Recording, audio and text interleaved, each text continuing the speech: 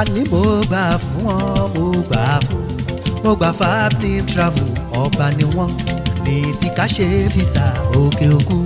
mo gbà fún mo gbà fún mo gbà fún Ọlọ́run mo gbà fún mo gbà fún Abnim travel ọba ni wọ́n ní tí ká ṣe fìsà ọba ni wọ́n. ẹ jẹ́ àgbà fún ká gbà fún ni ẹ gbà fún torí mo gbà fún ẹni Ọlọ́run gbé síwájú ló ń bẹ níwájú ẹ̀yẹ báwọn dòwò pọ̀ ẹ ò ní pàdánù láéláé. mo kí gbogbo àwọn tó ń gbọ́ wa fún ìgbà àkọ́kọ́ mo dẹ̀ kí àwọn tó ń wà lọ́wọ́lọ́wọ́ báyìí pé àjíǹdára máa jẹ́ o. orúkọ tèmi ni Honorable Alhaji ABEEB Ìkẹ́olúwa Balógun tí mo jẹ́ olùdásílẹ̀ ilé-iṣẹ́ Abnim Travels and Tours Limited láti ilẹ̀ yìí lọ sí òkè òkun. kí la fẹ́ sọ̀rọ̀ lé lórí lénìí? a fẹ́ sọ̀rọ̀ lórí ẹni tó ti gba visa bó ṣe máa bẹ̀rẹ̀ sí ìrìn àjò ẹ̀ láti dé ibi tó ń lọ láyọ̀ àlàáfíà. ìwọ tó ní international passport tó ṣe processing visa bóyá o gba America, ìwọ gba Canada, ìwọ ti gba US, o gba Turkey, o gba Germany, o gba France, o ti gba Portugal, o gba Poland, o gba Macedonia, o ti gba Lithuania, o ti gba Iceland, ìwọ ti gba Moldova, South Africa ni ìwọ gbà, Dubai ni ìwọ gbà, Saudi Arabia ni ìwọ gbà, bẹ́ẹ̀ dẹ̀ ni ìwọ gba Qatar àbí Dublin ló gbà. mo kí ń pẹ́ kú oríire. ẹ ti wá ra tíkẹ́ẹ̀tì láti bẹ̀rẹ̀ sí fẹ́ rìn ìrìn àjò tí ẹ fẹ́ rìn. tó bá ti ra tíkẹ́ẹ̀tì yẹn ọ̀nà méjì ni tíkẹ́ẹ̀tì pín sí. bóyá o fẹ́ béèrè fún báàgì méjì tó ń pè ní 23 kg o ra tíkẹ́ẹ̀tì tó request fún báàgì ẹyọ kan, àwọn airline máa ń ṣe. tí o bá ti wá gba báàgì tó wáyé pé 23 kg méjì ló gbà bí báàgì oní 23 ẹyọ kan ló gbà, tó dé international airport wàá mú international passport ẹ dání, wàá mú tíkẹ́ẹ̀tì tó ti rà wàá mú dání pẹ̀lú báàgì tó ń gbé lọ sí òkè òkun. bóyá invitation ló fi gba visa yẹn àbí o fi hotel reservation ló fi gba visa yẹn, ìkànnù méjèèjì á wà pẹ̀lú àwọn document tó máa fi clear ara ẹ ní international airport ní ìlú Èkó àbí Nnamdi Azikiwe ní ìlú Àbújá.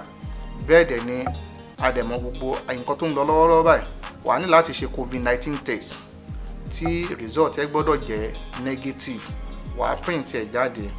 tó bá ti wá wọnú international airport wàá pàdé àwọn ọlọ́pàá lọ́nà, àwọn náà máa check passport ẹ, wọ́n á wojú ẹ, then wọ́n á pàṣẹ láti wọlé. wàá drop báàgì ẹ sínú machine ó máa scan ní báàgì ẹ wọlé, then wàá lọ pàdé báàgì ẹ níwájú. tí wọn bá rí nǹkan kan nínú ẹ, custom máa wo báàgì ẹ nínú machine ibi táwọn custom jókòó sí. bẹ́ẹ̀ dẹ̀ ni àwọn tí wọ́n máa scan ní báàgì ẹ náà máa wà ń bẹ̀. tó máa ti scan ní báàgì ẹ tí wọn ò rí anything ń bẹ̀, wọ́n á ní kó gbé báàgì ẹ. but tí nǹkan kan bá rú wọn lójú tó wà nínú báàgì ẹ, wọ́n á ní kó gbé sórí desk àwọn, wọ́n á wò wọ́n á tú. tí wọn bá ti rí nǹkan kan nínú ẹ, wọ́n á gbé báàgì ẹ fún ẹ.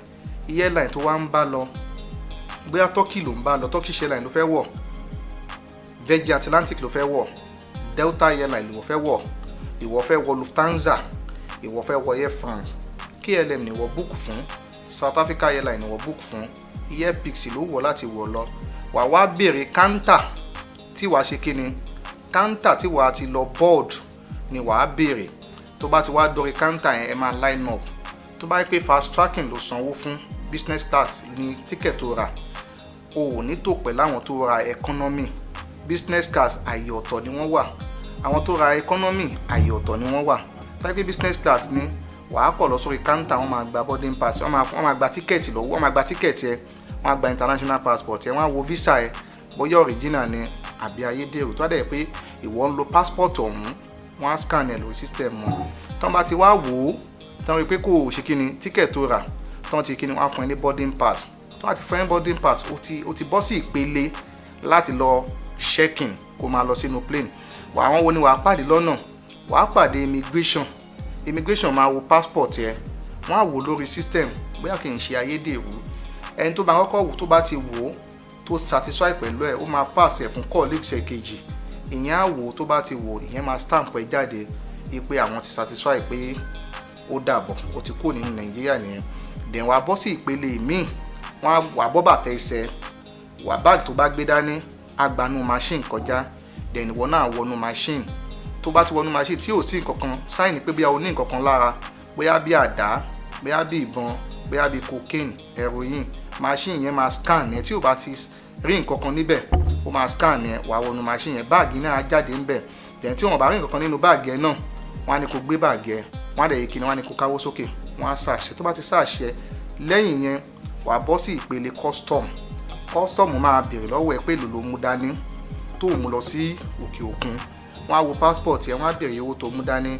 Custom lẹ́tọ̀ọ́ àti mọye tó mú dání, but ó ò dẹ̀ gbọ́dọ̀ mú kọjá between $1,000 to $9,900 láti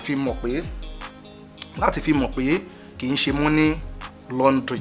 Tí o bá ti tán bá ti wò ó tán rí pé o ò mú kọjá $10,000 dání, wọ́n á pàṣẹ, wọ́n á wù iṣẹ́ Johnny Mercy.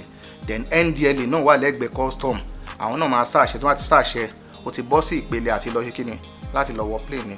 Tó wáyé pé ìlú tó ń lọ ẹ máa ní stop over ní ìlú tó ń lọ kó tó débi tó ń lọ, ẹ máa ní stop. Tó wáyé pé direct flight ló wọ̀, for example bí ẹni tó ń lọ Turkey tó wọ Turkish Airlines, ó ti mọ̀ pé Turkish Airlines yẹn nìkan náà ló wáyé kíni ló máa ṣe kíni ló máa wọ̀ débi tó ń lọ. Ẹ̀kọ́ ẹ̀rọ ìbánisọ̀rọ̀ tó ń lọ ní ojú amóhùnmáwòrán, kẹ́ẹ̀dẹ̀kọ́ àdírẹ́sì wa, kẹ́ wá sí ọ́fíìsì wa, à á tẹ̀síwájú.